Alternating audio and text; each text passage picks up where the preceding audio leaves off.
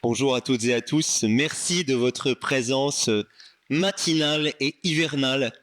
Nous sommes à la fois heureuses et heureux et assez admiratifs en réalité de vous retrouver ce matin pour une école du soir qui décidément aura bravé et défié les fuseaux horaires depuis le mois de septembre où nous avons commencé ce chemin, cette trajectoire entre différents lieux, entre différentes disciplines de l'art et de la pensée, autour de cette invitation intellectuelle de Felwine Sarr que nous sommes si heureux et heureuses de retrouver ce matin. C'est une aventure commune, chère Francesca, entre le Centre Pompidou, dont je dirige le département Culture et Création, et les festivals d'automne dont je suis la directrice artistique. Donc ensemble, nous avons imaginé cette série de rencontres. Nous l'avons imaginé d'abord et avant tout avec notre invité, avec Felwine, et c'est tout au long de l'automne et jusqu'en ce début d'hiver que nous avons traversé les questions qui l'intéressent autour de ce motif de la vie commune, de ce motif dont il devrait être question encore sous une autre facette ce matin, avec des invités d'invités. Notre invité les a invités et cette hospitalité au carré correspond assez bien en réalité à ce qui s'échange et se partage depuis le début de ces rencontres, c'est-à-dire la question de savoir comment aujourd'hui, malgré tout, malgré l'épouvantable refroidissement d'un monde qui par ailleurs se réchauffe, malgré l'épouvantable durcissement des conditions de fait à la vie commune et aux hypothèses de vie commune, quelque chose peut s'inventer de ce côté-là. Ce matin, nous sommes dans un cinéma, pas n'importe lequel, MK2 Bibliothèque, avec lequel le Centre Pompidou travaille depuis le mois de septembre pour une programmation. C'est ici que le Centre Pompidou a installé sa programmation de cinéma. Il sera ce matin question d'images en mouvement. C'est à toi. Oui, c'est à moi. C'est une journée aussi particulière parce que c'est le dernier rendez-vous de cette école du soir, de cette recherche d'une vie commune. Nous avons commencé au Théâtre de la Ville. Nous avons continué à MC 93 à Bobigny et nous sommes ici aujourd'hui. Et ces 3 rendez-vous ont été aussi accompagnés par des ateliers du sensible où des artistes du Festival d'automne ont suivi, accompagné, stimulé des groupes de participantes et participants avec la pratique artistique, traverser les mêmes questions. Et donc, c'est un peu, évidemment, c'est un projet qu'on souhaite éternel, donc comme toutes les choses qu'on aime. Donc, on vous donne rendez-vous aussi à l'année prochaine dans de nouvelles formes sur lesquelles on est en train de réfléchir et surtout en continuant cette envie d'une pensée sensible, une pensée multidisciplinaire, une pensée nomade qu'on va aussi, de laquelle on va profiter aujourd'hui avec nos invités, que j'invite à monter sur le plateau. Donc, Felwine Sarr, bien sûr, Alain Gomis, Nadaya Kisukidi, Sami Balogi et Rasha Salti, qui va modérer la rencontre. Merci. Bonne rencontre.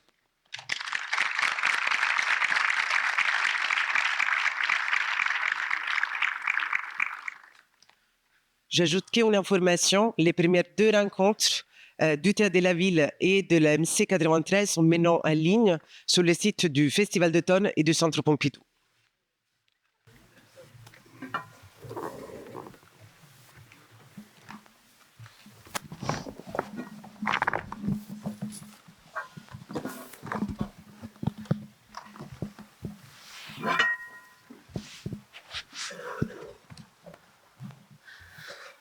Bonjour tout le monde. Merci d'être venus et si nombreux. Je suis honorée d'être invitée, de faire partie de cette discussion, séance, projection, un peu projection. Je pense qu'on va rebondir sur ce que sera partagé. On va partager et rebondir sur ce qui sera partagé. On va voir des extraits des films et on va écouter les écrivains lire des extraits de leurs textes. Et je pense que il y aura des mots-clés qui vont qui traversent vos pratiques. Je les ai marqués. À part faire du commun ensemble et la notion de mutualité, il y a aussi habiter et être habité. Il y a aussi partager. Et il y a aussi, et j'ai beaucoup pensé à au titre de l'autobiographie d'Edward Said. En anglais, le titre colle mieux à la discussion que nous allons avoir, qui est Out of Place, et donc comment prendre place, comment faire sa place. En français, le livre a été traduit à contre-voix, donc ça ne colle pas beaucoup. Bon, on va rester sur la notion de place et de mobilité et de circulation, d'imaginaire et de poétique. On commence par une lecture. Felwine.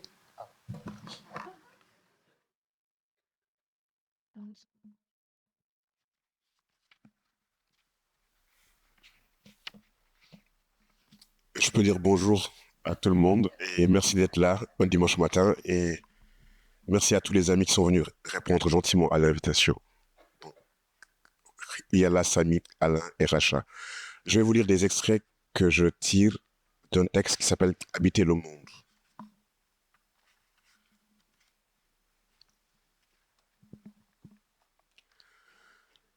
Nous vivons une profonde crise de la relationnalité. Nous n'envisageons pas l'espace relationnel comme celui d'une fécondité nourricière, d'un enrichissement mutuel ou d'un jeu à somme positive. C'est le lieu d'une lutte sans merci pour prélever, agglomérer à soi, ingérer, phagocyter. La relation est devenue le lieu par excellence de la lutte et de la prédation. Toutes les relations dites internationales, qu'elles soient économiques, politiques ou sociales, sont fondées sur ce principe de guerre, de conquête, d'expropriation, de défense de ses intérêts exclusifs.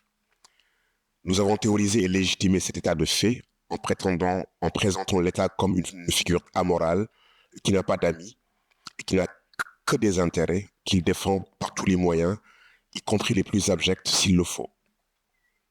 Nous appelons cela la raison d'État. Le langage politique, lorsqu'il n'est pas habité par une terminologie de l'espérance ou du pragmatisme, est tissé d'une rhétorique guerrière, égoïste et cynique. Le champ lexical de la violence y est prédominant, surtout lorsqu'il s'agit de politique extérieure ou étrangère. À de rares occasions, lorsque des catastrophes naturelles frappent nos semblables, tremblements de terre, ouragans, glissements de terrain, tsunamis, réapparaissent nos capacités d'entraide, d'empathie et de solidarité. Celles-ci ne sont hélas pas toujours exemptes d'arrière-pensée et relèvent parfois de la continuation d'une forme de politique par d'autres moyens.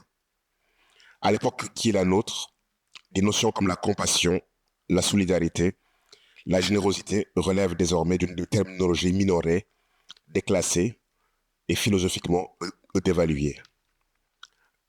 Dans des pays d'Europe occidentale, des individus sont même poursuivis par la justice pour des délits de solidarité envers les migrants. Faire société humaine et plus largement construire une société du vivant est le défi de notre époque. Édifier une société qui reconnaît tous ses membres en élargissant le spectre de ceux qui appartiennent à la communauté, aux étrangers, aux espèces animales et végétales, aux ancêtres disparus, à la terre-mère, à ceux qui ne sont pas encore là. Cette notion élargie de la société nécessite de repenser les figures du semblable, mais aussi les questions de l'altérité et de l'appartenance. Elle appelle à un élargissement du politique et a pour corollaire de repenser notre manière d'habiter le monde.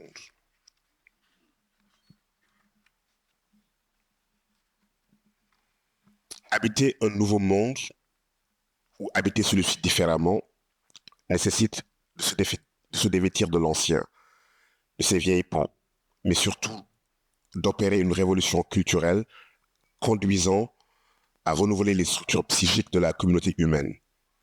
Habiter différemment le monde nécessite d'en avoir une autre perception par une réélaboration du perceptible et du sensible.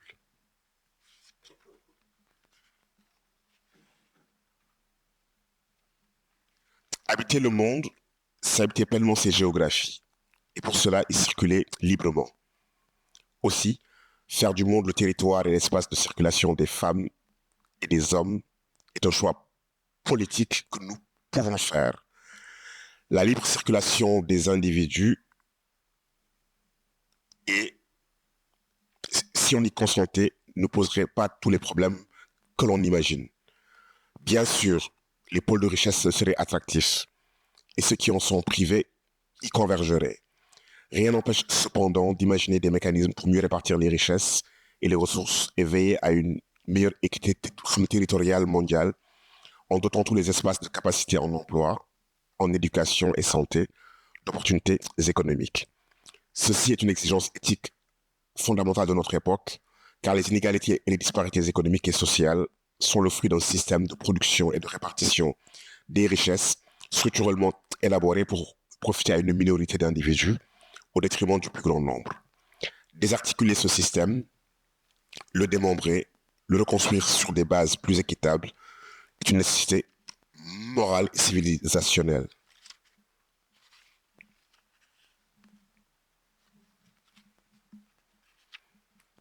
Habiter le monde, c'est se concevoir comme appartenant à un espace plus large que son propre groupe ethnique, sa nation, le continent qui vous a vu naître, ceux qui ont la même couleur d'yeux que vous, ceux avec qui vous partagez le même niveau de richesse, le groupe culturel initial dont on est issu. C'est pleinement habiter les histoires et les cultures de l'humanité.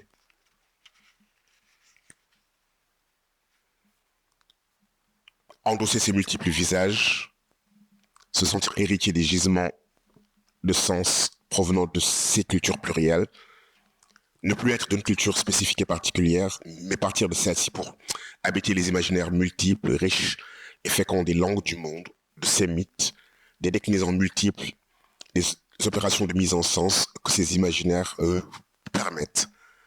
Habiter les cultures du monde comme on se promène dans une garde-robe riche de différents vêtements pour toutes les saisons. Et pour cela, il est nécessaire d'opérer un travail sur la langue et en finir avec les appropriations privatives des espaces, des lieux et du patrimoine commun. Opérer par le langage quotidien, mon pays, ma terre, mon fleuve. Aussi est-il nécessaire de produire une langue et un langage du monde commun afin de s'affranchir de la version compartimentée dans laquelle nous évoluons. Avoir un mode de désignation des choses qui nous permet de faire véritablement monde commun. Ainsi, les lieux ne seront plus exclusivement désignés comme appartenant à certains et de ce fait excluant tous les autres. Et puisque tous les espaces seraient devenus nôtres, nous serions enclins à les rendre vivables, nous nous affranchirions ainsi de la logique de l'enclave.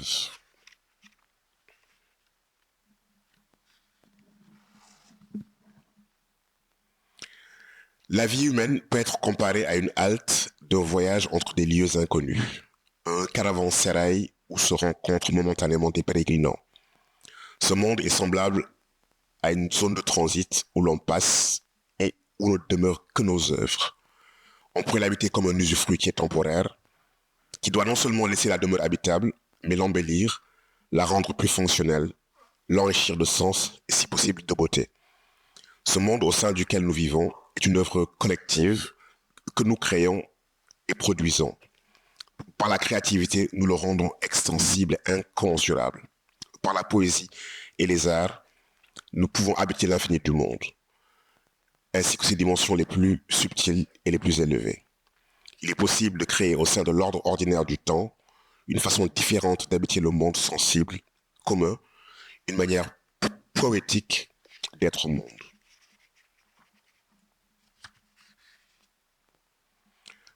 Que faire de la violence de notre époque et de notre monde. Rêver d'un espace sans conflictualité relève sans doute d'une vision angélique des rapports humains.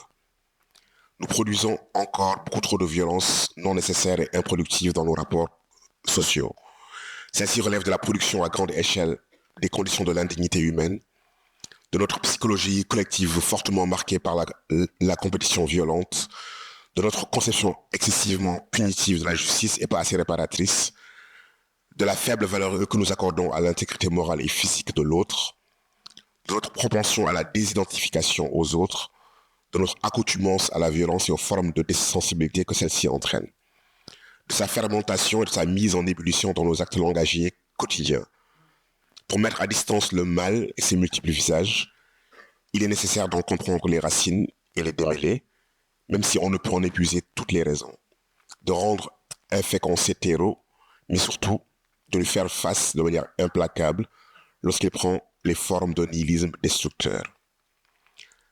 Je suis né à Niodior, une petite île dans le delta du Saloum, au Sénégal, au large de la Gambie. Mon premier monde est ce bout de terre entouré des eaux, la langue sérère et la culture nyominka, la pêche et l'agriculture comme moyen de subsistance de mes aïeux, le voyage physique d'abord, ensuite celui mental et spirituel à travers les livres, a élargi ce premier monde et l'a ouvert à l'univers de la pluralité. Mon sentiment d'appartenance a progressivement grandi et a franchi les limites de mon pays d'origine, du continent qu'il abrite et des cultures qu'il a vu naître. Pour habiter le monde dans sa vastitude, il est nécessaire de mettre en face de tous les visages, dès le bas âge, le large miroir reflétant l'immensité de l'univers qui nous abrite. La littérature, l'histoire mondiale, la géographie, les musiques, les mythes, la langue des autres, les récits en rond sont de prodigieux moyens de mettre le monde à la disposition de tous. On pourrait envisager dès l'école primaire un quota de ces humanités mondiales à intégrer dans tous les enseignements afin de créer et de transmettre un imaginaire pluriel du monde et de semer ainsi les graines d'un sentiment d'appartenance élargi à toute la communauté du vivant et des non-vivants. Habiter ce monde, c'est partir d'un lieu certes, un lieu matrice, mais dont on apprend à se déprendre pour l'articuler à d'autres lieux. Apprendre à se destituer pour habiter un espace plus vaste. Lorsque je reviens dans mon île, les semelles constellées des poussières du monde, je m'y sens toujours chez moi, comme partout ailleurs dans ce monde infini. Et d'ailleurs, le monde ne l'a pas laissé indemne. Il est venu le marquer de son empreinte. Être de ce monde, c'est aussi songer individuellement à ce à quoi l'on contribue. Se poser la question de quel monde édifie-t-on par son action. Mon geste reproduit-il les conditions de l'iniquité, de la domination et de la dévastation, ou rend-il ce monde plus fécond, plus ouvert et plus vivant? Merci.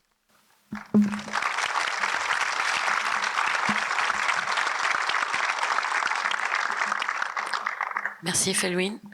On va voir. Donc moi, j'ai proposé qu'on regarde les extraits et qu'on vous écoute, et puis qu'on laisse la place au débat, à la discussion. Samy, tu veux présenter l'extrait de l'arbre de l'authenticité qu'on va montrer? Merci Felwine pour l'invitation. Merci au Festival d'automne.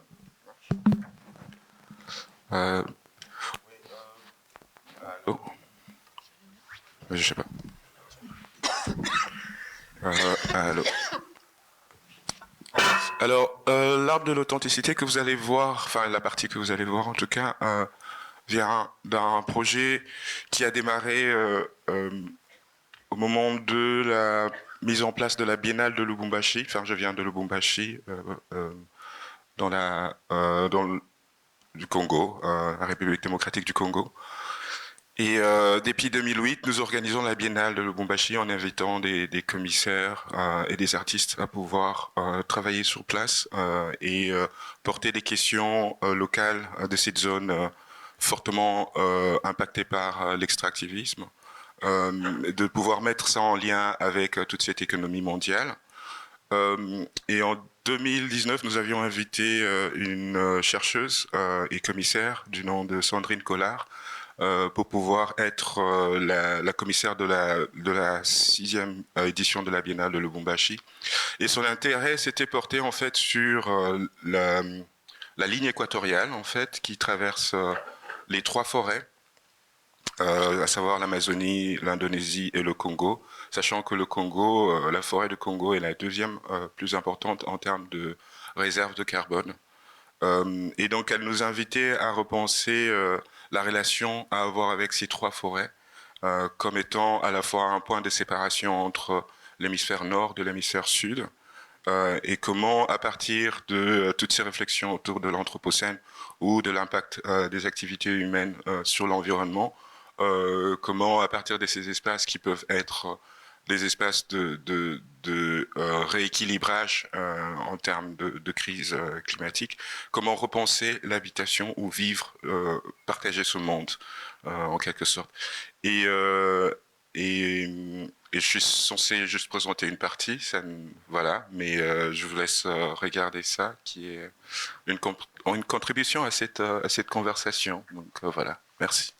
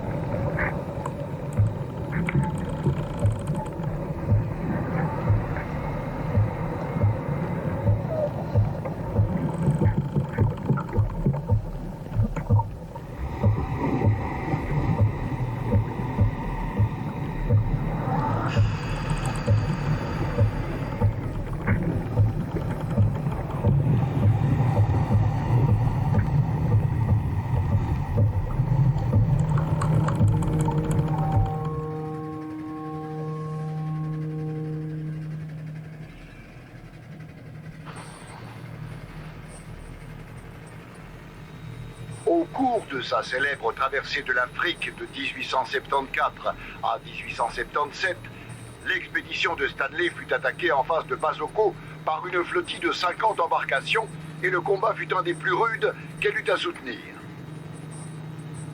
Après cette attaque, Stanley écrivait dans son journal « Le 28e combat soutenu contre les fous furieux de cette terre sauvage nous avait inspiré la crainte de tout ce qui ressemblait à l'homme. » La première reconnaissance de la Ruini fut faite par Stanley en novembre 1883. À ce moment, les indigènes fuyaient devant les trafiquants arabes. L'INEAC, Institut national pour l'étude agronomique du Congo belge, s'applique à l'étude systématique et approfondie des facteurs qui régissent la production agricole, à l'application des données de ces recherches en vue de l'amélioration des plantes et des techniques culturales, et à l'expérimentation des cultures dans les diverses conditions climatériques de la colonie, permettant ainsi d'en apprécier les possibilités économiques.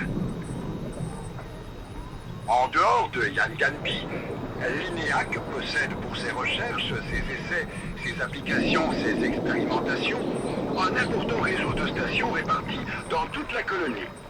Et là, près de Coquillaville, jardin botanique et d'essais. Un messin dans l'Ouili, coton. Kandajika ou le Mami, coton. Molongo des Binda ou Kivu. Culture vivrière et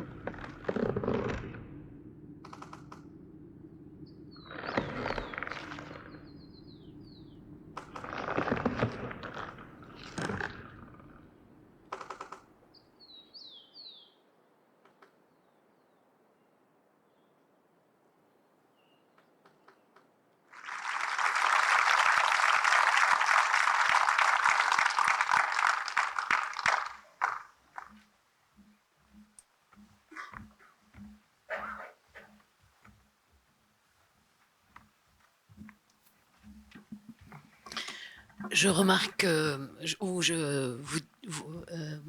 vous informe que le film de Samy est disponible sur la plateforme arte.tv. Donc vous pouvez le voir dans sa totalité, dans son intégrité. Et être aussi enchanté que je l'ai été. Yala, tu vas lire un extrait de ton magnifique roman, La dissociation. Bonjour à tout le monde, c'est un plaisir de vous retrouver. Merci à Felwine pour cette belle invitation, merci au Festival d'automne et je suis ravie d'être avec vous ce matin. En fait, normalement ma fille de 4 ans devait venir, donc j'avais prévu justement de ne pas lire de textes théoriques mais plutôt des histoires, que c'est ce qui nous rassemble tous. Et en voyant le film de Samy, finalement j'ai un peu décidé de l'extrait que je voulais lire. Au départ je voulais lire un extrait lié à des histoires d'exil, lié à cet espace que nous avons en commun, la République démocratique du Congo. Mais dans le roman aussi, qui est parsemé de contes, c'est un roman un peu picaresque, il y a beaucoup de contes en fait qui trouent le roman. Et il y a particulièrement un conte sur les arbres et la haine des arbres. Donc je m'étais dit que ça pouvait être intéressant de le lire en écho à cet extrait magnifique qu'on vient de voir. Donc juste pour vous situer, on est au début du roman et la protagoniste est une jeune orpheline qui a été recueillie par sa grand-mère. Et ce que font les grands-mères, même cette grand-mère qui est extrêmement dure et violente, c'est qu'elle raconte des histoires à leurs petits-enfants. Et donc là, c'est l'histoire inventée par une grand-mère à sa petite-fille. Il ne faut jamais traverser la forêt quand on est un petit garçon ou une petite fille. Les forêts sont sombres, les forêts sont denses, et il est très facile de se perdre. Quand tombe le crépuscule, les arbres se réveillent. Ils parlent, s'animent. On découvre leur majesté dans les ténèbres, mais aussi leur mélancolie. Songe à tout cela pendant que je raconte. N'oublie pas la tristesse des arbres. 2 enfants jouaient à la lisière du bois, un frère et une sœur, Acer et Stella. Ils se cachaient dans les hautes herbes à quelques sentiers de la maison familiale. La tête d'Acer, broussailleuse, se confondait avec la végétation. Sa sœur peinait à le retrouver. Quand elle s'avouait vaincue, il surgissait des feuilles et la surprenait. Les après-midi étaient pleines de joie et de jeu. Acer apparaissait, disparaissait pour le bonheur de sa sœur, qui aimait le voir bondir devant elle en hurlant. Un jour, Acer resta cachée longtemps, bien plus longtemps qu'à l'accoutumée. Stella demeura assise sur une souche et l'attendit en pestant. « Ce n'est pas drôle, Acer, ça ne me fait pas rire. » L'heure avançait, il fallait rentrer pour le dîner. Acer ne réapparaissait pas. Stella le savait, on la gronderait si elle retournait seule à la maison. Elle se mit à chercher Acer, à débusquer sa tête de paille. Elle rebroussa chemin, écarta les foins, Acer ne répondait pas. Stella s'essoufflait. Elle commençait à s'inquiéter. Que diraient ses parents quand elle rentrerait ? Devant elle se dressait la forêt. « Ce n'est pas drôle, Acer, ça ne me fait pas rire. » Stella avança un pas puis l'autre. Quand le jour s'éteignit, les oiseaux entonnèrent une dernière mélodie. Il fallait entendre les notes fines qui s'évanouissaient dans le couchant, l'étendue du silence qui recouvrait les champs. Les cimes étaient hautes, la lune cachée. Stella s'enfonçait dans le bois à la recherche de son frère. Elle suivait un chemin qui s'effaçait derrière elle à chacun de ses pas. « Acer, Acer, entends-tu ta grande sœur qui t'appelle ?» Stella marchait, recouverte par l'obscurité. Les arbres se balançaient, suivaient le mouvement du vent, comme une chorale de branches et de bruissements. Il s'écartait sur son passage et refermait la marche. Acer ne réapparaissait pas. « Ce n'est pas drôle, Acer, ça ne me fait pas rire. » Au bout d'une longue heure de recherche, Stella décida de rebrousser chemin pour rentrer à la maison. Elle ne retrouverait pas son petit frère, la lune était trop noire et les bruits de la forêt trop effrayants. Quand elle retourna sur ses pas, le sentier qu'elle avait suivi avait disparu. Il avait été englouti par des chênes massifs, les feuillus barraient la route de la petite fille. Stella se mit à pleurer, à implorer la forêt, Mais les grands mélancoliques restent indifférents au désarroi. Les arbres, impassibles, écoutaient l'enfant. Ses larmes, un écho à leur propre tristesse. Au lieu de la guider, ils reprirent sa plainte en chœur, agitant leur feuillage. Stella s'accroupit et laissa la nuit fondre sur elle. À la maison, on s'inquiétait. Acer avait joué un tour à sa sœur en rentrant avant elle pour le dîner et désormais il l'attendait. Personne ne la voyait revenir. On fit d'abord le tour du village. Elle avait dû rencontrer un coquin. Une foule débarqua chez le bossu. On savait qu'il était bizarre. Il avalait du regard les filles de ses voisins. On s'en prit à l'ivrogne. Depuis son retour de la ville, il s'attaquait aux animaux, aux enfants, aux plus faibles. On fouilla le four du boulanger, l'étable du fermier, l'arrière-boutique de la quincaillerie. Rien, aucune trace de Stella. Le maire rassembla les hommes du village. Il fut décidé qu'une grande battue serait organisée dès le lendemain aux aurores. On ratissa toute la commune, on explora toute la campagne. Stella était introuvable. À la bordure du hameau, la forêt offrait son visage, digne et calme. Au bout d'une semaine, un groupe d'hommes se forma et partit à la recherche de la petite fille dans les bois. On se frayait un chemin en coupant les branchages. On marcha toute une journée. La forêt fut complètement quadrillée. Les hommes s'apprêtaient à retourner au village quand ils aperçurent au milieu du bois un arbre, plus court, plus fin que les autres. Ses feuilles étaient claires, presque transparentes. Son tronc souple, fragile, 2 vieux feuillus à la mine grincheuse l'encerclaient. Acer, qui s'était joint aux chasseurs, remarqua l'arbre lui aussi. Alors que le groupe se détournait déjà pour prendre le chemin du retour, Acer s'approcha de l'écorce fraîche. Il détailla les nervures, les plis aigus, la pointe de chaque ride. Et il reconnut la forme d'une petite fille, recroquevillée sur elle-même. Il reconnut sa sœur, Stella, pétrifiée. Le garçon se mit à pleurer, à implorer la forêt. Mais les grands mélancoliques restent indifférents au désarroi. Les arbres, impassibles, écoutaient l'enfant. Ses larmes, un écho à leur propre tristesse. Les hommes s'approchèrent d'Acer, quand ce dernier leur déclara qu'il avait retrouvé Stella et qu'elle était devenue un arbre. Ils crurent alors que la douleur était montée au cerveau du petit garçon. Cette marche dans les bois avait ravivé souffrances et démences. On ramena l'enfant chez ses parents. Depuis ce jour, Acer fut considéré comme fou. Il devint aussi mélancolique qu'une sombre forêt. Sa tête, un amas de feuilles mortes. Sa peau, triste et terne comme l'écorce d'un chêne. On rapporte que chaque après-midi, il s'enfonçait dans le bois. Il y restait jusqu'à la tombée du soir. Celles et ceux qui l'avaient aperçu racontaient qu'il demeurait agenouillé contre un arbre, plus jeune, plus petit que les autres. Les promeneurs attentifs remarquaient que le feuillu, les branches affaissées, recouvraient les épaules du jeune garçon.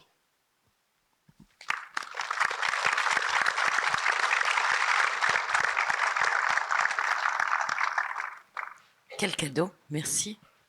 On va terminer la petite ouverture de partage et d'incarnation avec un extrait de Félicité d'Alain Gomis. Oui, bon.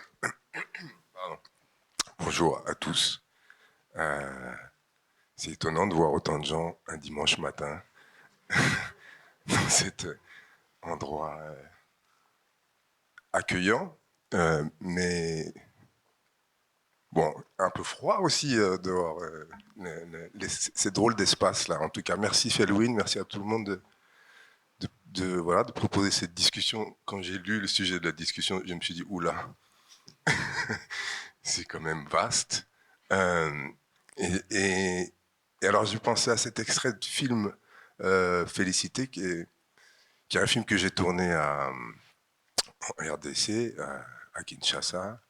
Et alors, le rapport, par quoi commencer ? Le rapport que j'ai au cinéma, déjà, c'est un endroit, effectivement, qui pour moi est une sorte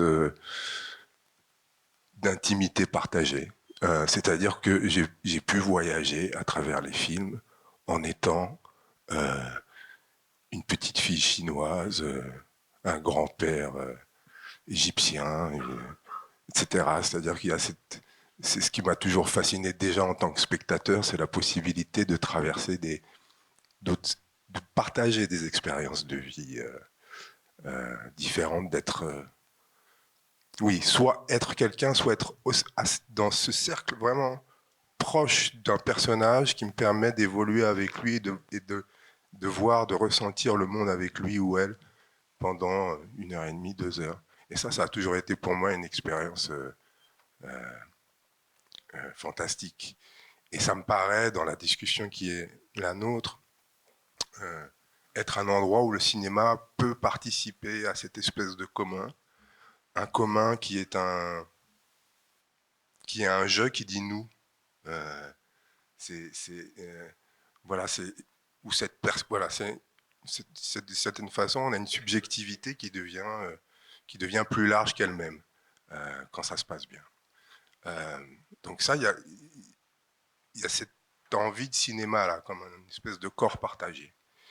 Et puis après, il y a la pratique. Et moi, j'ai choisi des extraits de Félicité à cause de ce qu'ils ont. Alors, c'est 3 scènes, parce qu'en fait, la scène que je voulais était très courte. Alors, on s'est dit qu'il fallait rallonger un peu. La première est assez classique. Alors, Félicité, c'est un personnage qui cherche à ce moment-là du film à trouver de l'argent, parce que son fils est malade et qu'elle doit financer une opération. Donc, il y a une première scène où elle va chez quelqu'un chez qui elle a travaillé, ou essayer de récupérer un peu d'argent, qui est un peu classique dans la façon, c'est juste 2 personnages. Alors on cherche un peu ensemble avec les acteurs à essayer de se dire toujours qu'est-ce que cette personne-là qui interprète ce rôle-là, quel endroit on peut trouver de réalité, entre guillemets, avec ce jour-là où on tourne aussi, avec les conditions qui sont les nôtres. Et la scène se transforme forcément un petit peu dans cette espèce-là de partage et de volonté de rendre vivant quelque chose auquel on peut croire. Et puis vient la deuxième, c'est celle-là qui m'intéresse, donc, qui est où on a tourné dans une cour. Félicité, donc toujours le même personnage, vient voir quelqu'un qui lui doit de l'argent, qui est une amie à elle, une connaissance qui lui doit de l'argent, et elle vient avec un policier. Elle se déplace un peu partout à ce moment-là avec un policier. Et on tourne dans cette cour-là, et c'est une scène entre elle et cette autre femme, et qui finit par lui dire j'ai rien, quoi. Et t'as qu'à prendre mon enfant et aller le vendre, comme un geste de provocation.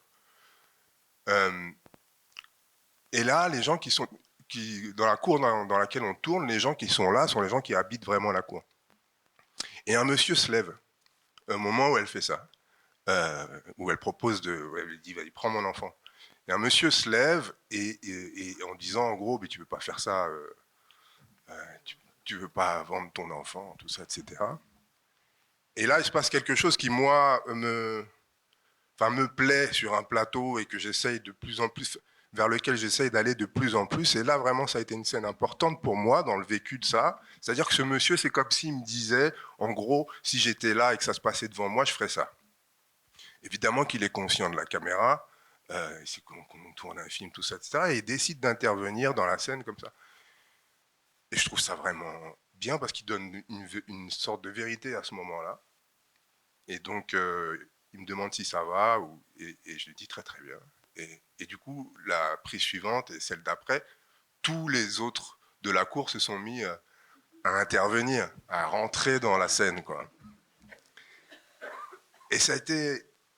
Et voilà le genre d'espace que je trouve alors, qui devient commun à ce moment-là, où on ne sait pas très bien où ça va, où on a ça nous oblige évidemment à avoir un système de tournage qui s'adapte à cette possibilité d'accident désiré, en fait, où tout à coup, les gens qui participent au film, qui devaient être juste figurants, le prennent et l'amènent là où ils pensent qu'ils devraient être s'ils étaient vraiment là.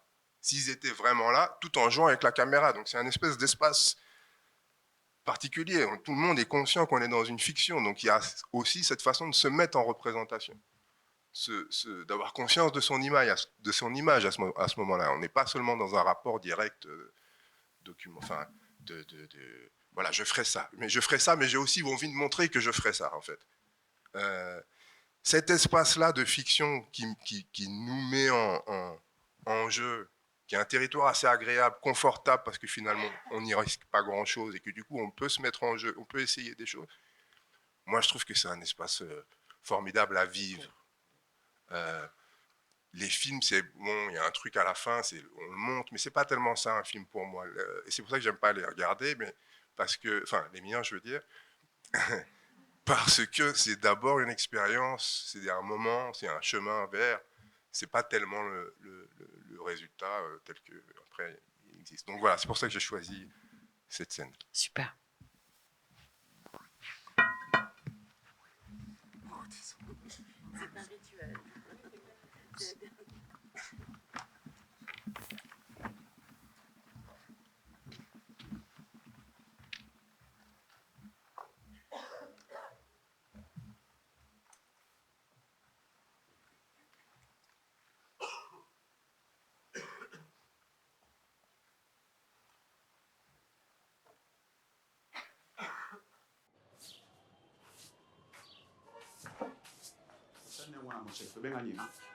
Okay. Mabenga. Okay. Nakati na Bana yo zombo na ngai. Oh, mama babanda na bonjour te. Bonjour, na yo zombo nyongo. Oui, na période de mabe. Naza attente, naza mobela osala. Oui. Pesa wanto pesa. Yo mwana ndako oyiba pomi to nango. Hein? Attends. Tala.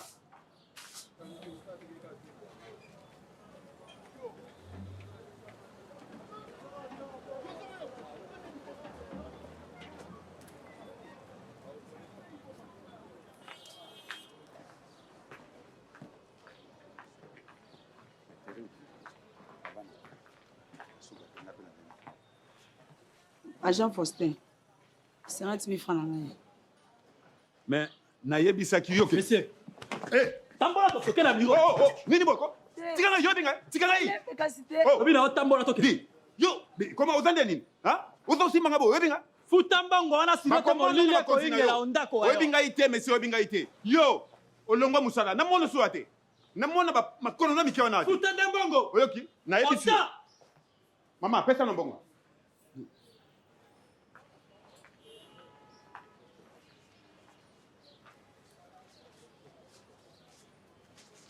Kama dambo na. Koya lisusu te. Quand vous voyez la police, on va se poser en civil. Allez, bima kende. Nadi bima kende, on appelle ça quoi continue, on appelle un bon, on appelle ça ok. Pas ça dans ndengwana. C'est un appelle ça oh yo yo. Police miaka.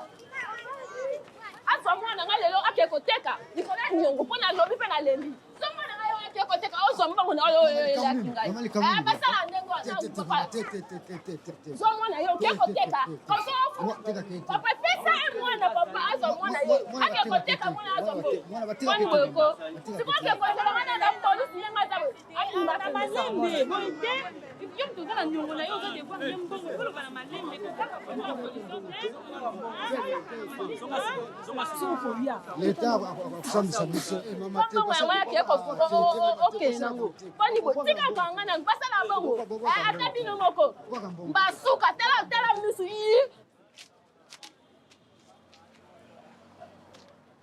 yi mama poni ni opesa ngayo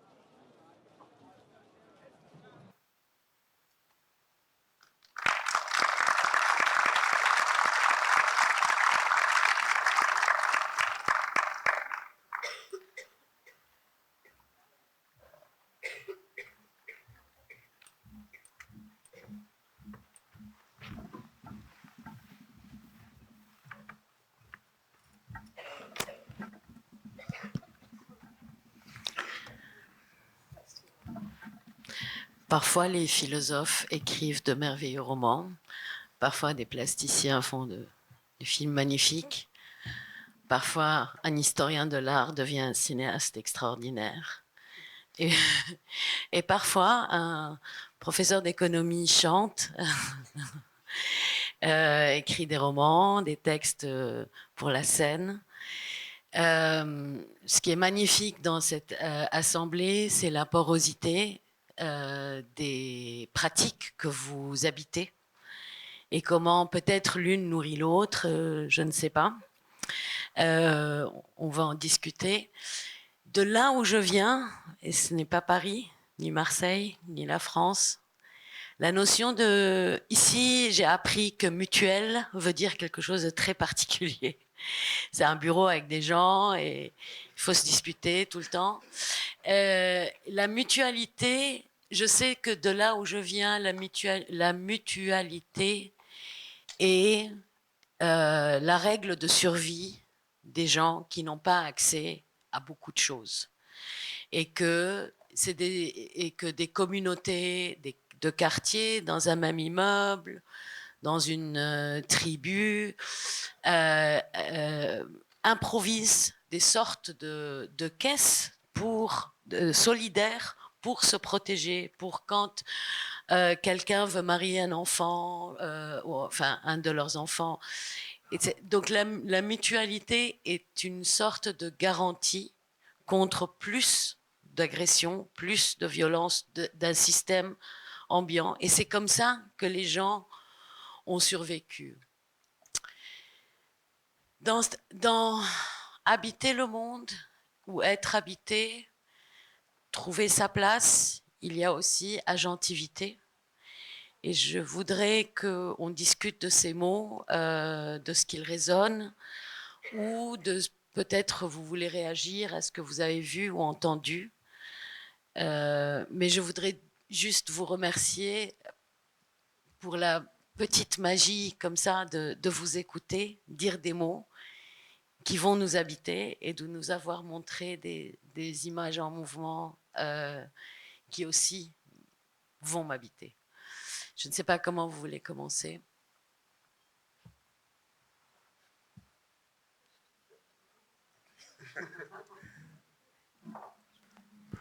Non, peut-être juste dire deux mots, c'est que, bien évidemment, nous vivons dans un temps incertain, avec beaucoup de violence à grande échelle, donc guerre, destruction, génocide, politique migratoire violente et féroce. Et l'une des questions que l'on peut se demander, c'est comment vivre ensemble à une échelle peut-être locale, régionale, nationale, mais à grande échelle, à une échelle planétaire. Et comment créer un espace de la mutualité. Donc bien évidemment, ce que tu viens de dire est fondamental dans la constitution des communautés humaines, c'est que nous faisons lien, nous nous entraidons, nous avons des choses que nous partageons, nous produisons du commun et nous nous protégeons mutuellement de la vulnérabilité qui est inhérente à la vie. Mais en même temps, nous sommes dans un espace de tension, de destruction et de fracas. Absolument.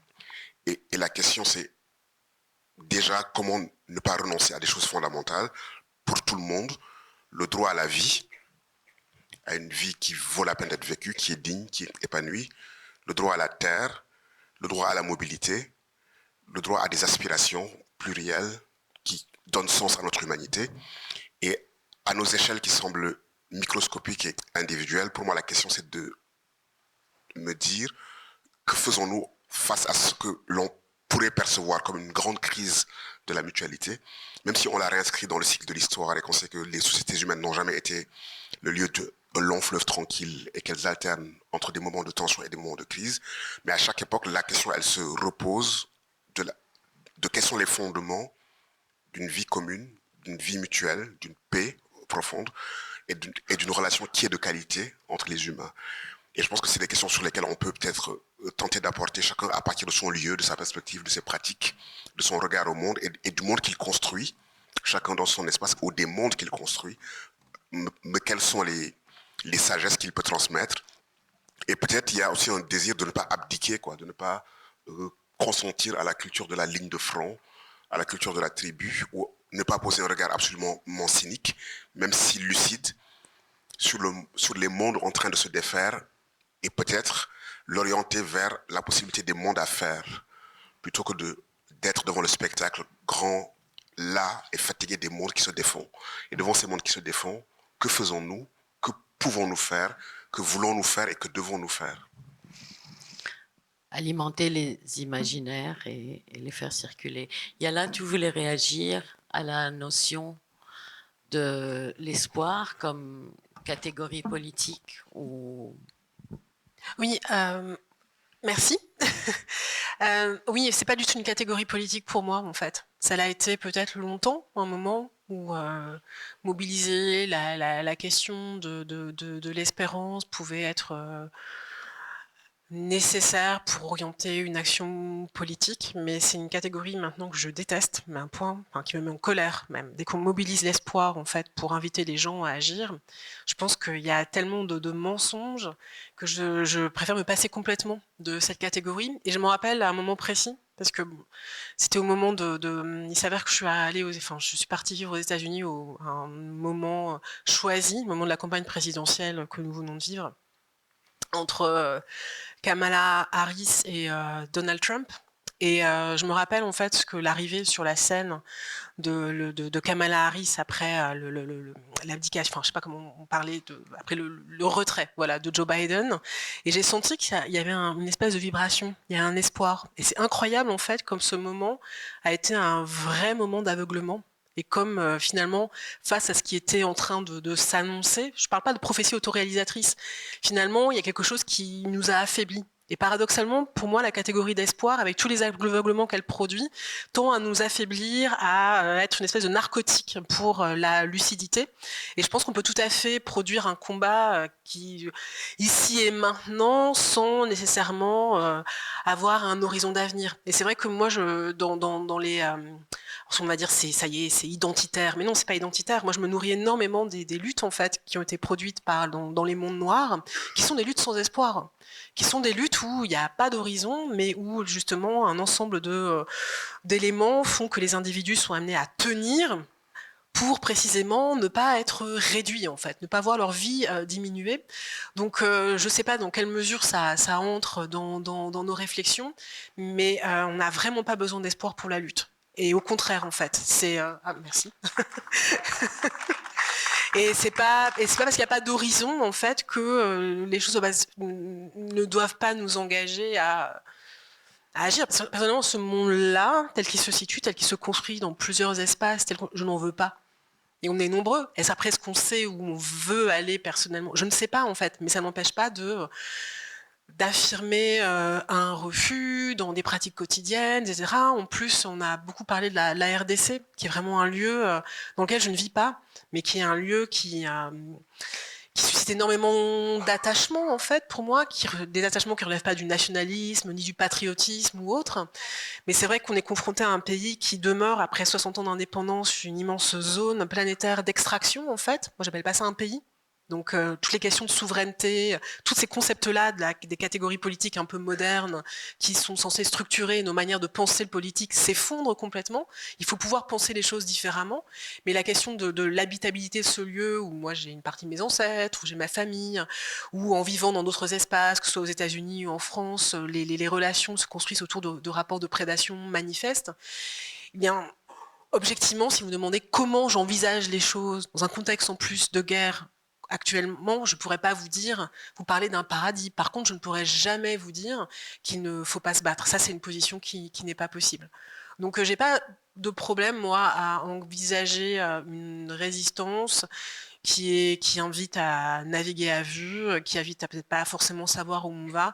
Mais si la catégorie de futur n'est pas fondamentalement, comment dirais-je, maniable et saisissable, c'est pas vraiment mon affaire. En fait, c'était plutôt ça ma question, c'est-à-dire est-ce que, parce que ce n'est pas, les musées sont en crise, le monde de l'art tient à un marché qui devient de plus en plus insensé et indéchiffrable, l'université est en crise. Ma question est, est-ce qu'on se retourne, est-ce qu'on regarde les expériences de mutualité locale, petite, peut-être à court terme, mais qui ont permis à des gens, à des familles, sur des générations, de traverser adversité après adversité. Est-ce qu'on tire une sagesse de ces connaissances-là et on repense, on réinvente des moyens de faire et des systèmes? Je vais juste vous donner citer un exemple qui me touche actuellement. La Biennale de Gaza. Donc des artistes à Gaza ont décidé de faire une biennale. Bien entendu, elle n'a pas lieu à Gaza. Ils ont invité des instances, des groupes partout dans le monde à les recevoir. Il est impossible de sortir de Gaza. Et donc ce qu'ils font, c'est soit ils envoient via Internet des images qui seront imprimées, des vidéos qui seront montrées, ou ils se mettent en contact avec des artistes dans les lieux où la biennale sera montrée et ils leur donnent des instructions. Comment refaire une sculpture, comment refaire une peinture, comment refaire une performance. Et c'est quelque part, donc des artistes à Berlin ou à New York ou à Istanbul ou à Sarajevo qui ont donné leur corps et leur savoir-faire pour incarner l'œuvre de quelqu'un d'autre. C'est des systèmes de mutualité, c'est un tout petit exemple, mais dans un monde de l'art où il y a une vraie soif de partage et en même temps des moyens et des politiques qui n'ont rien à faire avec le terrain, c'est peut-être le début de quelque chose, je ne sais pas.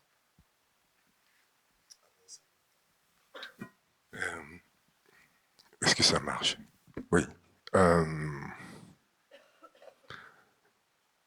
Alors, est-ce que moi, si je reviens un peu à la notion d'espoir, hein, je ne sais pas si j'ai de l'espoir ou pas. Je trouve qu'il y a en tout cas, je suis régulièrement rassuré.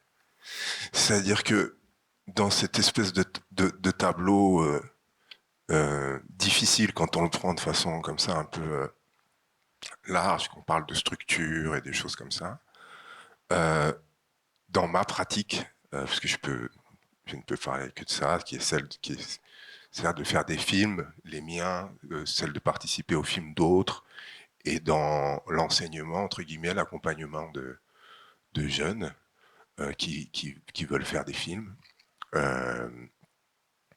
Et puis même après, dans des choses très simples, soit familiales ou quotidiennement, etc., je suis rassuré tout le temps par l'envie des gens, dès qu'ils en ont la possibilité, de faire communauté, de participer à quelque chose. Peut-être que ça dépend dans quelle société on vit ou dans quelle partie de la société on vit. Peut-être qu'il n'y a pas assez de possibilités mais je suis toujours rassuré, même quand j'ai un peu séjourné effectivement aux États-Unis, qui est un pays que je continue de ne pas comprendre, dès que la main est tendue à quelque chose de faisons, de pouvoir rencontrer des gens qui prennent cette main, qui ont envie de construire ensemble, qui ont envie de regarder ensemble, qui ont envie de... Et ça, je le trouve dans toutes les générations, et particulièrement chez les jeunes avec qui je travaille en ce moment, par exemple. Donc il y a quelque chose que je trouve quand même... Voilà, il y en a des structures peut-être, ou des façons de fonctionner de façon officielle ou administrative, ou je ne sais pas comment, qui peut-être empêchent ce qu'on retrouve de façon agréable et facile et désirée, dès qu'on arrive à faire tomber des choses telles que la peur effectivement, ou d'un lendemain, ou de l'autre, ou etc., du danger que peut représenter. Il y a un acte de confiance, il y a une façon d'essayer de s'écouter. Qu'est-ce qu'on peut faire à titre individuel, puisque en tout cas, ce qui me concerne dans ma pratique, c'est comme ça que ça fonctionne. Je ne suis pas un représentant de quoi que ce soit, si ce n'est d'une association. Pour donner des gages de l'écoute, quoi. Pour donner l'idée que je ne suis pas seulement là pour prendre quelque chose et partir avec. Dans le cinéma et dans cette petite expérience qui est la nôtre, c'est important parce que souvent on vient faire un film quelque part et puis on part ailleurs avec. Les gens qui sont là sur place sont souvent... voilà. Et c'est dans le mode de fonctionnement même. C'est-à-dire que même en essayant de lutter contre, c'est difficile. C'est-à-dire qu'on fait un film quelque part, les gens y participent, ils sont très contents, et puis le film il va exister ailleurs, et tout à coup il y a quelque chose, un décrochement. Alors on se pose aussi la question de comment on réussit à faire des films sur place où les gens prennent la parole, non pas pour être des films qui vont partir, mais des films qui restent. Des films qui sont une possibilité de s'adresser à sa communauté autour, là, une possibilité de dire des choses, une possibilité de se montrer tel qu'on a envie de se montrer. Comment on réussit à faire circuler les outils pour que, effectivement, dans cette espèce de chose, moi je reviens toujours, au cinéma, etc., qui est cette grande vitrine où on se sent très très vite écrasé, parce que on n'existe pas à l'intérieur de cette grande vitrine. L'un des problèmes, c'est effectivement de se sentir exister plus que représenter, de sentir que c'est tellement difficile de regarder un film qui est censé traiter de soi et de ne pas se sentir trahi. Donc comment et moi je suis auteur, alors c'est très compliqué, je suis auteur, je suis réalisateur, forcément je suis aussi dans cette position-là à la fin je vais dans la salle de montage et c'est moi qui décide. Donc comment on réussit à abandonner certains de nos de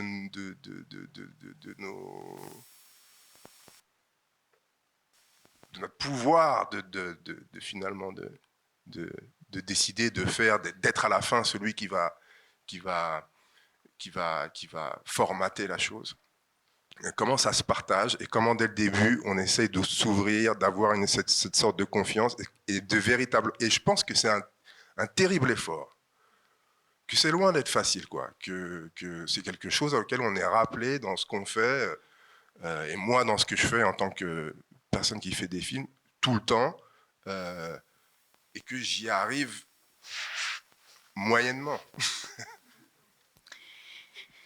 Tu arrives moyennement, mais en même temps, le désir de partager est né des projections, c'est-à-dire parce que tu as construit tout pour partager, une école, des espaces, même les schémas de coproduction que tu mets en place sont des schémas qui permettent aussi un partage. Oui, j'essaye, mais c'est très difficile. Tout va contre, en fait. Voilà, prenons cet exemple-là. Alors, je viens de finir un film que j'ai fait en France et en Guinée-Bissau, dans ma famille, des deux côtés. Alors, avec plein de comédiens aussi, tout ça, etc. L'espace est vraiment ouvert. Suite à des scènes comme celle-ci, l'espace est vraiment ouvert. C'est-à-dire, le scénario, c'était très peu de choses. Et voilà, j'essaie de construire des espaces dans lesquels tout le monde peut intervenir, où effectivement il n'y a pas de figurants, etc. Et c'est extrêmement agréable à vivre ensemble. Maintenant, quand il s'agit de signer le film et de dire qui est... j'ai voulu mettre tout le monde, c'était impossible. C'est-à-dire que tout à coup, on se heurte à une façon où l'auteur... alors, c'était plus possible pour la production de dire...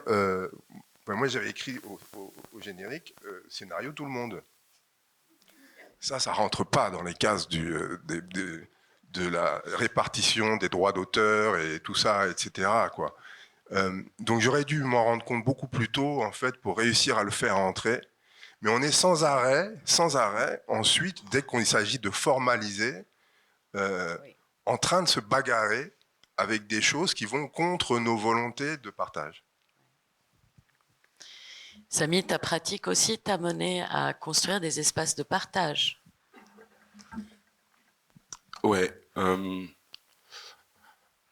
pense que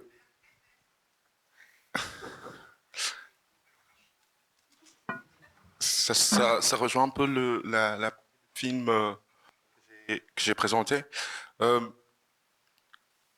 Enfin, je viens effectivement de Lubumbashi, mais ce qui est quand même assez intéressant à prendre en compte et souvent qu'on tend à négliger, c'est le fait que, par exemple, la ville de Lubumbashi, elle n'existe qu'à partir de 1910. Et c'est au moment où il y a le rattachement du chemin de fer belge au chemin de fer sud-africain. C'est par ce biais-là, évidemment, que les minerais sont extraits pour ensuite prendre l'océan Indien et pour être transformés à l'extérieur. Donc, depuis l'ère coloniale jusqu'à aujourd'hui, la transformation des matières premières au niveau local ne s'est jamais faite. Ça n'a jamais été dans le plan à aucun moment. Il y a aussi cette propagande qui propose la ville comme étant l'essence même de l'espace social, de la pensée,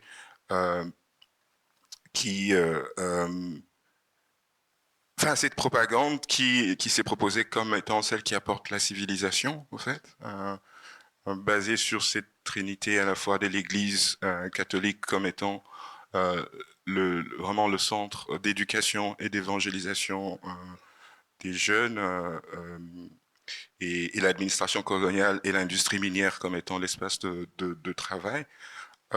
Ces affirmations tendent vraiment à, dans cette propagande, vraiment ça tend à réfuter toute forme de résistance qui a toujours existé dans ces communautés-là, qui, malgré cette imposition de pouvoir appartenir à ces espaces de centres extra-coutumiers et de travailler, ces gens ont toujours porté leur culture en eux. Donc ça n'a jamais été effacé, même alors qu'on peut avoir extrait les artefacts qu'on retrouve dans le musée.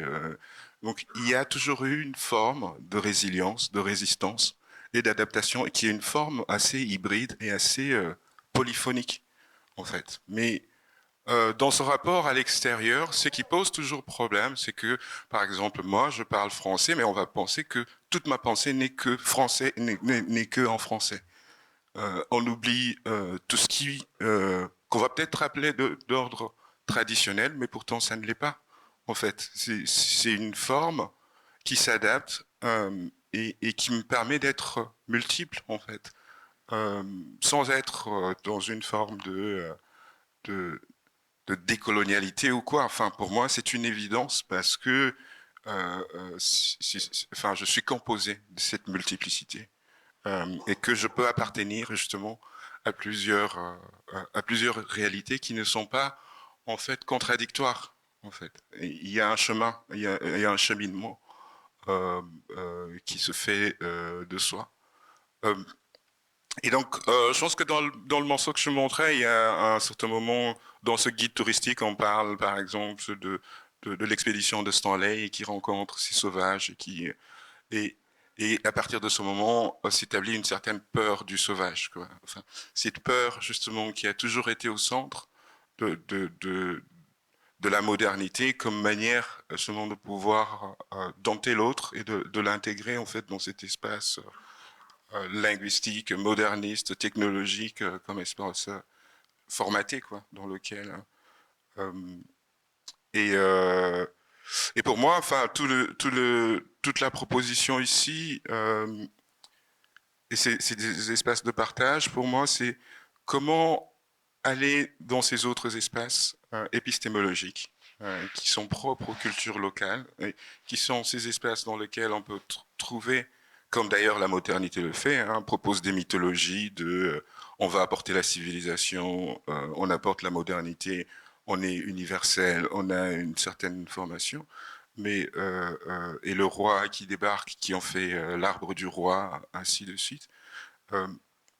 Mais comment aller sur d'autres formes d'habiter le monde à la fois par des formes de pensée épistémologique qui donnent aussi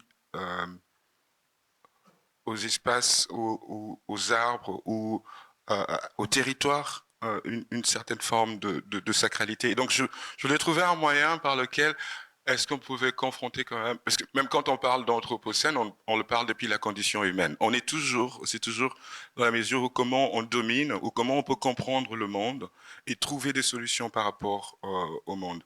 Comme si, enfin voilà, on en revient à ce tableau où c'est l'humain qui regarde la nature et comment dompter cette nature tout en étant en position de force. Et pour moi, c'était intéressant justement d'aller trouver dans des récits, par exemple Luba, dans lequel on a cette forme de pensée qui soit à la fois généalogique, mais qui soit aussi liée à la nature, qui peut être considérée comme une forme Comment on dit ça? C'est d'animisme, mais en fait, c'est à la fois des espaces de, d'incarnation, ou de réincarnation, en fait. Comme d'ailleurs dans ton récit, quand tu parles de quelqu'un qui se transforme en un arbre, ou c'est comme dans ces cultures, ou par exemple à la Nouvelle-Orléans aussi, où quand on enterrait des esclaves, enfin, on plantait un arbre, parce que ça devient un espace de réincarnation. On communie avec ces espaces-là, pas forcément par rapport à ce que ces arbres peuvent dire, mais c'est comment ça devient des espaces avec lesquels on va cohabiter. Ça devient de marques aussi d'avancée, quoi. Donc voilà, je trouve que la proposition de faire parler l'arbre, ou enfin pas forcément de faire parler l'arbre, à la limite, l'arbre, c'est tout un travail sculptural, enfin au niveau sonore, où on va chercher des sons vraiment liés à la nature et on va les mettre à une échelle plus grande. Mais c'est comment le récit qui est basé en fait sur toute la recherche anthropologique dans la déforestation, de tous les traitements que la forêt fait, dont la forêt fait l'objet ou a subi en fait, ou toute cette monoculture qui continue à être un danger, tu vois. Comment on peut arriver à se rendre compte de l'importance de ce territoire-là, quoi. En termes de partage, je pense que nous avons eu, par exemple, le pouvoir de Mobutu, qui est aussi un pouvoir dictatorial. Autant, enfin, dans l'espace public, revenons à cette modernité, c'est que l'espace public, par exemple, au Congo, que ce soit à l'ère coloniale, c'est vrai que le noir n'avait pas accès au centre-ville, à moins qu'il soit domestique, et à partir d'une certaine heure, il devait quitter le centre-ville. Donc, l'espace public n'était pas forcément l'espace dans lequel on allait retrouver le noir, si ce n'est les annexes ou des passages par lesquels il devait évacuer le centre-ville à partir d'une certaine heure. Autant du temps de Mobutu, et même jusqu'aujourd'hui, prendre la parole dans l'espace public reste toujours aux risques et périls de la personne qui fait ou des groupes qui le font, parce que le pouvoir est assez répressif comme ça, et il n'y a pas de justice en fait sociale. Et donc l'enjeu, et c'est même pour ça par exemple qu'on a pu créer la Biennale de Lubumbashi ou même l'association Picha, c'est que la seule possibilité de pouvoir exister, c'est de créer d'autres espaces de communauté, d'autres espaces collectifs dans lesquels finalement des individualités peuvent prendre parole et faire un cheminement ensemble, quoi. Voilà.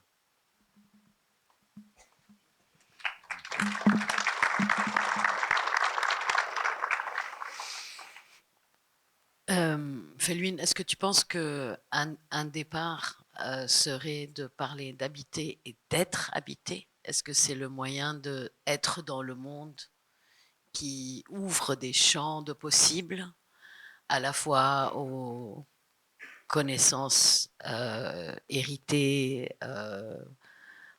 ancestrales, à la fois aux formations professionnelles, à la fois aux absents et aux invisibles?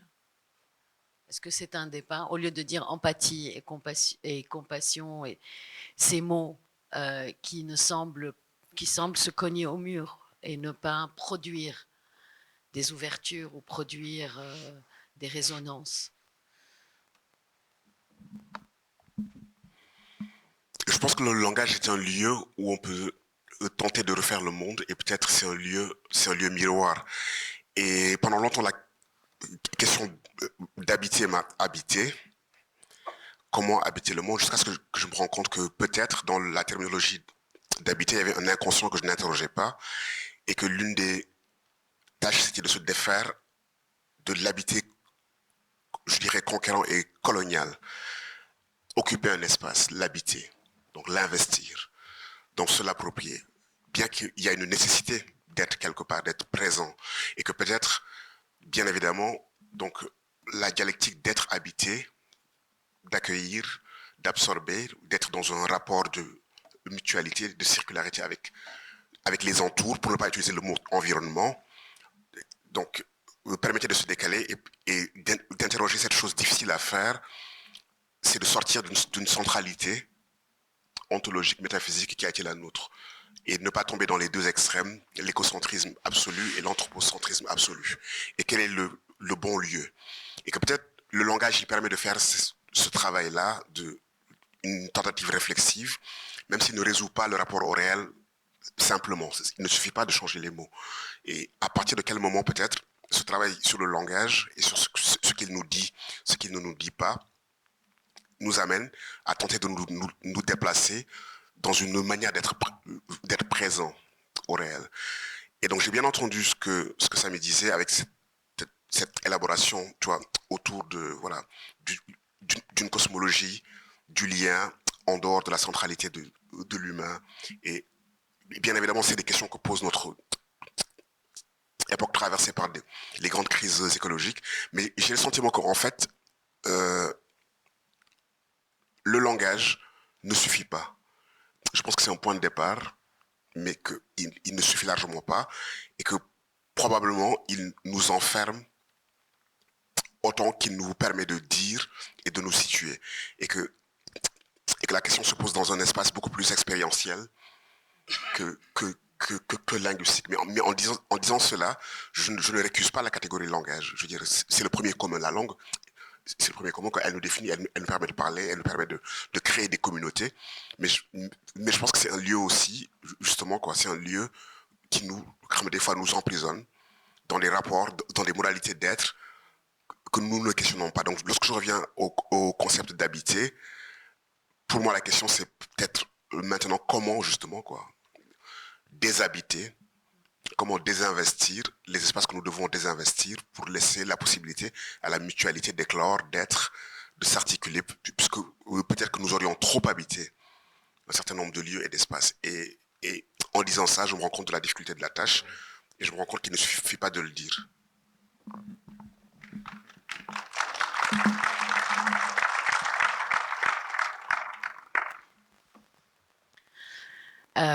Juste une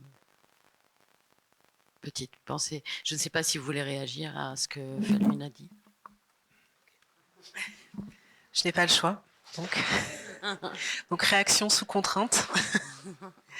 Mais si, réaction quand même. J'aime bien la question des absents, en fait. Et ce que ça engage dans notre manière justement de repenser cette question de l'habitation et avec quoi on veut habiter. Et sans que ce soit abstrait. Donc, moi, je pense que là, vous avez en face de vous, je ne suis pas toute seule, en fait. Quand je vous parle, c'est pas pour vous engager dans un moment mystique, etc. Mais je sais que je suis deux. Et je suis deux parce que j'ai été amenée à vivre un deuil incommensurable il y a 4 ans, qui a été la destruction d'un monde. Et je me suis reconstruite sur les ruines d'un monde. Et j'ai découvert que... Je me suis demandé, mais après le départ de quelqu'un, qu'est-ce qui reste, en fait?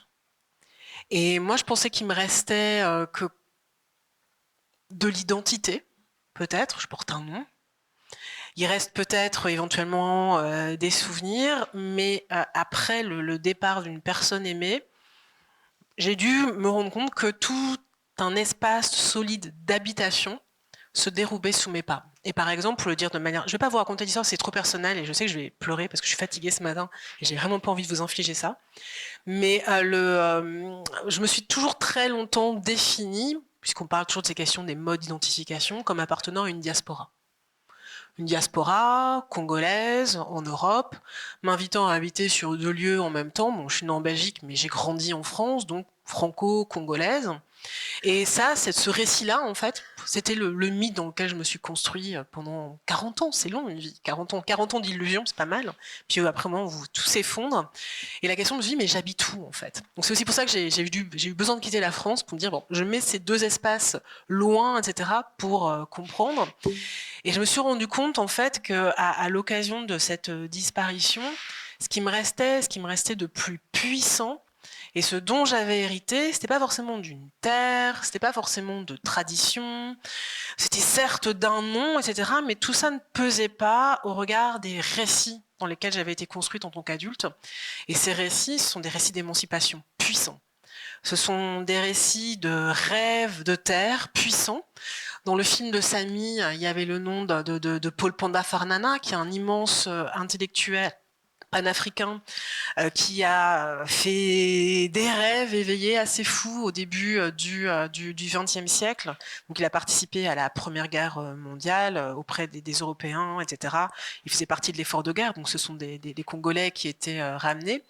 Mais au-delà de ça, en fait, il a participé au premier congrès panafricain et il avait un rêve énorme qui s'est tissé quand même depuis le continent africain, celui de rassembler les familles dispersées.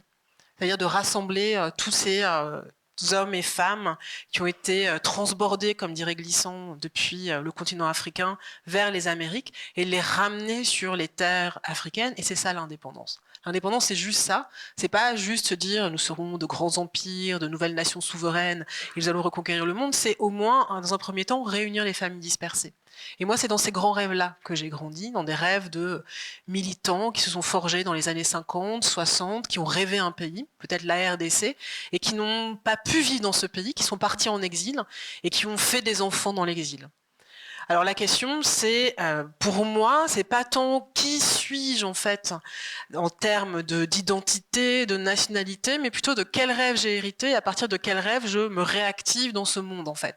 Et c'est ça en fait. Moi j'habite le monde, non pas à partir d'une identité fixe, même si je sais où se logent les matraques de la police, ça j'ai pas de problème, mais vraiment à partir de rêves que je refuse de voir s'éteindre.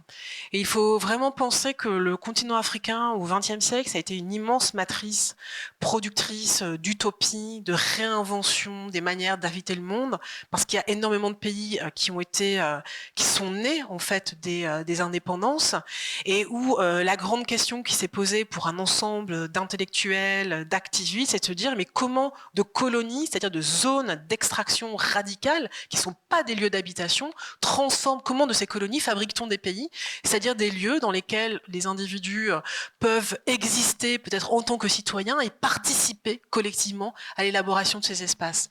L'échec de certaines indépendances africaines, c'est l'échec de cette impossible conversion de zones d'extraction en pays. Mais par contre, ces rêves de pays, ces rêves de transformation et de nouvelles habitations du monde, ils ont continué à traverser le monde, à travers ce qu'on a appelé les diasporas, à travers les mouvements d'exil, etc. Et moi, je sais que j'ai hérité de ces réflexions. Donc en gros, moi, ma question, c'est pas tant est-ce qu'on peut habiter le monde, mais c'est comment maintenir ce qui a été c'est actif en fait, cette somme de rêves d'urnes, de rêves politiques qui ont été fondamentaux en tout cas dans un ensemble de pays, comment les maintenir actifs et ne pas considérer en fait que leurs échecs est le simple signe du fait qu'ils n'ont jamais eu lieu. Et c'est comme ça finalement que je porte ces questions, et ça c'est venu à l'occasion d'un deuil. On ne mérite pas, j'aurais tellement aimé être, je sais pas une bourgeoise, mais j'aurais vraiment aimé, parce que quand on est bourgeois, on hérite de maisons, on hérite de jardins, on hérite de greniers, etc. Et moi, j'ai pas ces trucs en fait. J'espère que je deviendrai bourgeoise, parce que j'aimerais vraiment que mes enfants héritent vraiment de terre, etc.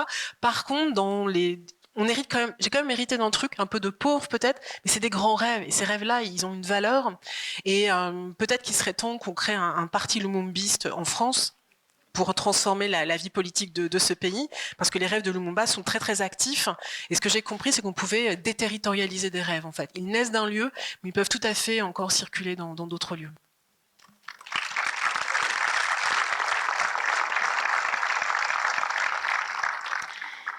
Même ma grand-mère Damascène, qui n'avait qu'un certificat du lycée français de Damas, rêvait de Lumumba à Beyrouth. Donc, oui. Voilà. On a encore du temps. Je vais bien réagir à une petite chose que disait, pas une grande chose que disait, il y a là, effectivement, il y a aussi Felwine quand il disait déshabité. J'aime bien cette idée de déshabiter. Alors, pardon de revenir aussi à ça, dans le film que je viens de faire, il reprend une cérémonie qui a lieu chez les Manjaak, donc qui vivent en Guinée-Bissau et dans le sud du Sénégal. Après que quelqu'un soit décédé, parfois plusieurs années après, il y a une cérémonie qui est organisée, on va dire rapidement, qu'il consacre ancêtre. les enfants, en général, participent, une partie de la famille. Et ce que je trouve, pour y avoir assisté plusieurs fois, ce que je trouve assez étonnant à chaque fois, c'est que finalement, c'est comme si la tradition se réécrivait à chaque cérémonie. Alors, il y a des sortes de passages obligatoires, mais il y a dans les discussions de qu'est-ce qu'on va faire et comment on va le faire, d'abord des engueulades, mais il y a une vraie discussion. Il y a comme si chaque fois, c'est plus que réactualisé, c'est réécrit, en fait. Il y a quelque chose où d'abord, oui, on déshabite d'abord, avant de redire. Et je pense que ce mouvement, il est vraiment important. Cette façon de pouvoir réinventer les choses, et particulièrement la tradition, ou les choses sur lesquelles on a l'intention de se reposer de façon quasi quotidienne. Il y a dans ces écritures-là, c'est pour ça que j'ai interrogé la notion même d'auteur, parce que effectivement, là, dans ces cérémonies, il y a qui a le droit de parler, etc., et à quel moment, et finalement, qui va en décider, et tout ça, il y a tout ce jeu de hiérarchie, mais qui est aussi mis en jeu tout le temps. J'ai l'impression qu'il nous faut quand même essayer, en dehors des structures encore existantes, en tout cas dans nos endroits, quand on arrive encore à être en lien de façon directe, se permettre cette possibilité de réinterroger et de redécider, en sachant qu'on se trompe aussi. Mais que ça fait partie du chemin. C'est pour ça qu'effectivement, je te rejoins aussi sur le truc de espoir. C'est pas tellement l'arrivée, c'est ce chemin quotidien de se retromper ou de recommencer ou de réimaginer ou de redire. Et je trouve que c'est très fort, en tout cas, dans ce que je connais, dans même la tradition, qui n'est pas du tout considérée comme quelque chose de fixe, mais de sans cesse réinvesti. On a encore un peu de temps, on va ouvrir au public. J'ai été excessivement égocentrique en vous accaparant. Est-ce qu'il y a des questions ?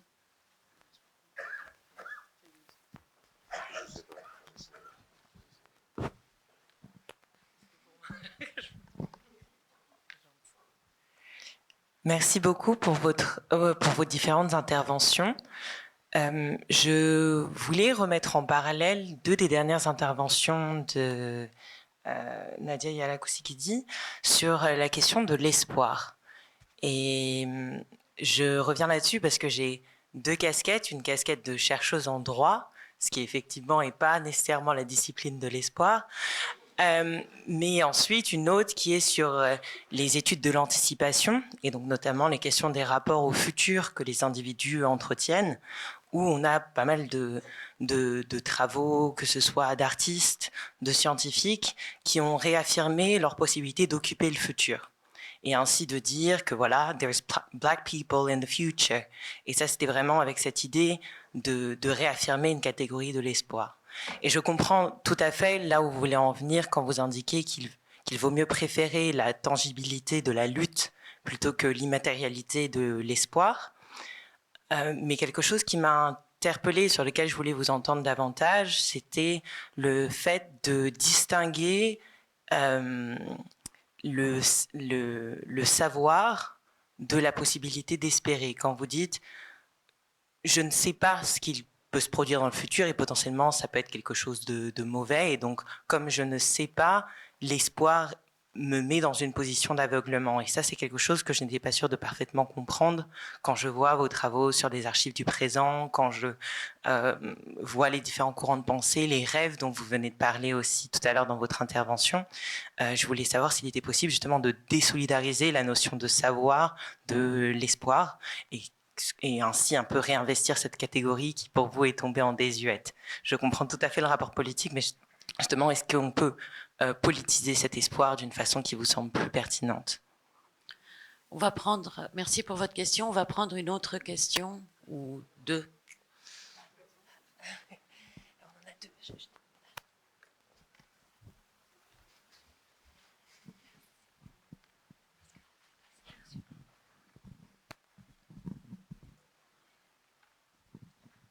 Oui, merci de me donner la parole. Alors effectivement, pour se lever un dimanche matin et venir sur Paris de ma lointaine banlieue à 11h. Il faut qu'il y ait eu Alain Gomis, que j'ai déjà rencontré, donc je le verrai après la projection, je connais. Felwine Sarr, dont nous avons des amis en commun, mais que je n'ai jamais rencontré. Et il a fallu que des amis et une amie que j'ai vue dimanche dernier me disent « Tiens, il y a ça. Ah oui, oui, j'avais vu ça. » Mais voilà, me voilà ici. Alors, au-delà de questions, c'est une toute petite contribution. Voilà, je lance des mots comme ça. Le voisinage choisi, pour parler de mutualité. Pour la personne qui dit qu'elle est deux, mais je pense que chez les anciens Égyptiens, on est plus que deux, on est 9. Je fermerai la parenthèse. Pour revenir sur le monde des arbres, les arbres, il y a un très beau film de Jupiter Film, je ne fais pas de la publicité, simplement pour la maison, mais les arbres communiquent de façon racinaire, c'est comme un réseau Internet. J'évoquerai aussi l'économie bleue de Gunther Pauli, pour ceux qui connaissent. C'est Noël, je vous encourage à offrir ce livre vraiment à tout le monde. Et il faut savoir que la Chine, qui est en passe de devenir de façon incontestable la première économie du monde et la première puissance mondiale, étudie les fables de Gunther Pauli dans ses écoles. Donc c'est assez contrasté, mais c'est comme ça. Et ensuite, 54, oui, c'était une année très intéressante. Donc, pour ceux qui connaissent, il y avait la sortie de Nation Nègre et Culture de Cheikh Anta Diop. En plus de ça, donc, effectivement, je fais un peu de publicité, hein, je suis le fils d'un des pionniers du cinéma africain, Paulin Soumanou Vieira, qui en 54 aussi a fait un film qui était il y a 4 ans. Voilà. Et dans ce film, qui est sorti 9 ans après la fin de la Seconde Guerre mondiale, il y avait la crise de l'identité des intellectuels européens, et il y avait en même temps, dans le même journal, il y avait la crise des intellectuels africains occidentalisés, quelque chose comme ça. Voilà. Ensuite, pour la mutualité, je vous conseille parce que l'Afrique a produit beaucoup de choses, même si on ne parle pas beaucoup de l'Égypte ancienne, mais il y avait déjà beaucoup de choses là-bas. Il y a le concept du Sematawi, n'est-ce pas, qui est sous le trône du pharaon, qui permet d'harmoniser le nord, le sud, l'est et l'ouest. Et je pense que les Africains, et pas seulement, feraient bien de s'y ramener. Voilà. Donc, voilà. Alors oui, je n'ai pas vraiment de questions, c'était juste une contribution. Voilà. Merci.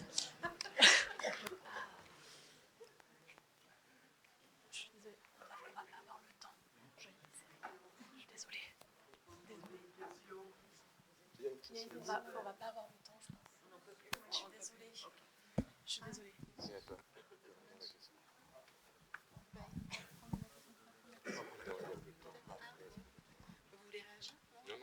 Non, vous voulez réagir peut-être tous à la question parce que merci beaucoup. Malheureusement, j'ai pas vu la personne qui avait posé la question. Je suis désolée. Ah, bonjour, ravie de vous rencontrer.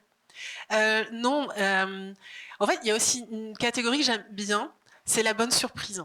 L'imprévisible de la bonne surprise. Et c'est vrai que dans les luttes sans horizon, il arrive que de bonnes surprises surviennent. Et je dois vous avouer que l'imprévisible de la bonne surprise qu'on n'attendait pas, qu'on n'attendait plus, et me donne beaucoup plus de satisfaction, en fait, je dirais, pratique, politique, que la violence des espoirs déçus, en fait. Et quand je parlais de la question de l'aveuglement, c'est que, par exemple, je vais prendre un exemple très court, il est peut-être pas hyper adéquat parce que ça nous retransporte encore de l'autre côté de l'Atlantique, et on a peut-être une saturation aussi des nouvelles qui viennent des États-Unis. Mais je me rappelle juste ce moment où moi, je vais pas parler, je vais avoir des problèmes après. Mais je me rappelle vraiment le moment de la défaite, et de manière très très intime, je m'en suis voulu en fait d'avoir cru que autre chose était possible, parce que je savais pertinemment que cette autre chose n'adviendrait pas. Et je me suis l'espèce de avoir baissé à ce point la garde, surtout quand on prétend réfléchir, travailler, exercer sa lucidité, ça m'a mis dans une colère tellement folle que je me suis dit, mais cette catégorie-là d'espoir, elle est ok, elle est très belle peut-être dans le champ théologique, etc. Mais en tout cas dans le champ pratique et dans le champ intellectuel, elle est nocive en fait. Et je pèse vraiment mes mots en disant cela parce que on n'a vraiment pas besoin d'espoir pour vivre. Je sais que ça pourrait paraître très provocateur et très violent. Et peut-être dans le moment que nous vivons, je conçois également que je vis avec deux catégories temporelles, le présent et le passé. Et une petite couche, c'est que la catégorie du futur, en fait, n'est pas la catégorie à partir de laquelle, en tout cas, je conçois ce que c'est qu'habiter le monde ou les possibles d'un engagement, en fait. Alors peut-être que c'est vraiment très triste et très pauvre, mais j'ai le sentiment d'y avoir gagné plus d'agentivité, en fait, en partant de cette abolition de la catégorie du futur, plutôt qu'en essayant d'envisager constamment ce que pourraient être les possibles. Alors vous allez bien, mais il y a une énorme contradiction, parce que le moment où on continue à rêver et à se dire qu'on veut être dans un autre monde, on envisage quand même quelque chose du futur, mais il n'y a pas, comment dirais-je, je pars quand même comme beaucoup, c'est peut-être une situation partagée, et je veux pas non plus développer outre mesure, parce que je veux, parce que le temps est raccourci, mais il est possible vraiment d'habiter ce monde sans espoir et sans pour autant être désespéré. C'est la seule pirouette que je pourrais vous offrir un dimanche à 13h de l'après-midi. J'en suis désolée, c'est très pauvre, mais je pense que je peux maintenir ce que j'ai dit jusqu'à présent, mais je serais heureuse de continuer à prolonger la conversation avec vous, bien sûr.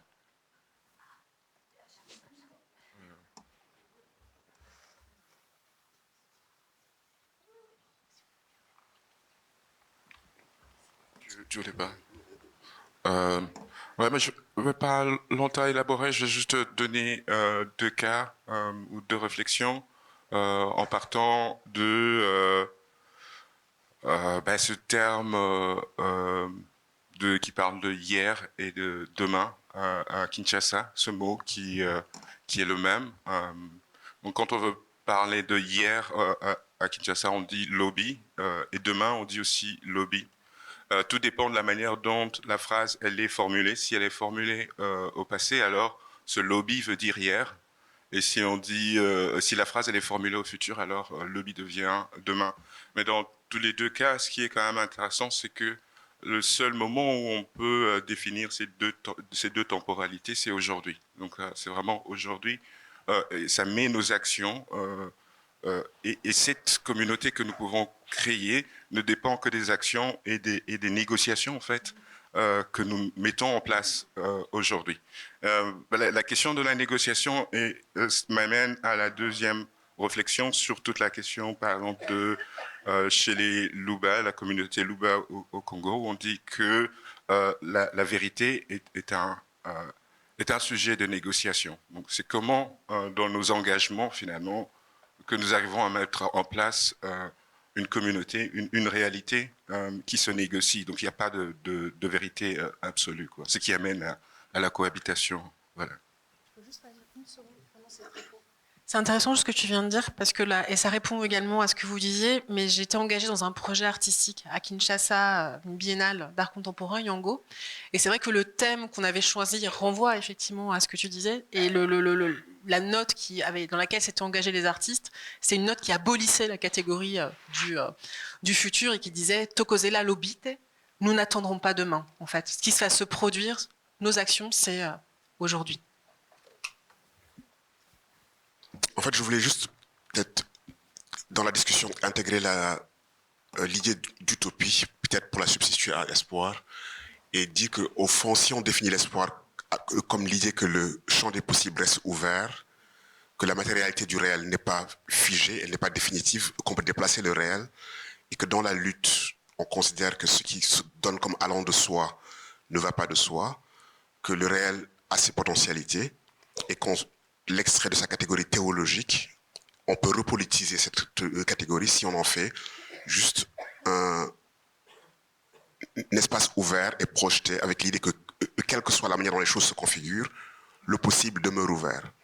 Et je pense que ceux qui sont en lutte ont besoin, et c'est nécessaire pour eux de considérer que le possible demeure ouvert. Et peut-être ce n'est pas qu'une question de terminologie. Et je vois que dans le travail de Yala, il y a une réflexion sur la conscience utopique. Il y a une réflexion sur le déplacement du réel et qui existe. Donc peut-être qu'il y a un côté, je dirais pas anticlérical, qui n'aime pas la terminologie religieuse, mais fondamentalement, dans les affects joyeux que Yala projette dans son travail philosophique et le désir de sortir d'un affect triste et d'ouvrir la possibilité du futur, il y a quelque chose que l'on pourrait appeler un gai désespoir pour reprendre une lecture nietzschéenne. Donc peut-être c'est juste ça. Et ce que j'aimerais ajouter, peut-être que j'aurai plus l'occasion de prendre la parole, donc j'en profite, c'est de prendre le temps quand même de dire un vrai merci, un grand merci à Mathieu, à Francesca, au Centre Pompidou, au Festival d'automne, à Joséphine, à toute l'équipe, à la MC93, à toutes les institutions et les individus qui se sont mis ensemble pour me proposer cette belle invitation qui a duré 3 mois et au travers de laquelle on a pu discuter de la vie commune, à tous les espaces, à tous les lieux, à tous les publics qui sont venus dès dimanche matin à 11h, braver le froid, etc., etc., venir participer à la grande cérémonie de la discussion. Donc je pense que j'en oublie, mais même ceux que je ne cite pas, je vous dis un grand merci. Donc, Djurudjouf Boubachabar.